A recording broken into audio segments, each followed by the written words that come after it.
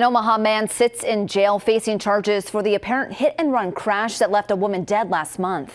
The incident, initially reported as a suspicious death near 24th and Castelar, a block south of Martha Street, just after 3 in the morning back on February 17th.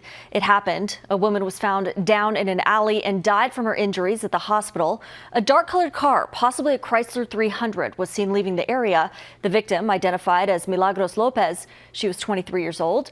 Witnesses say it appears a man hit her with the car after an argument. Today, police announced that Miguel Angel Bring Shimbak was arrested and booked into jail for leaving the scene of an accident resulting in death. This afternoon, his bond was set at $175,000.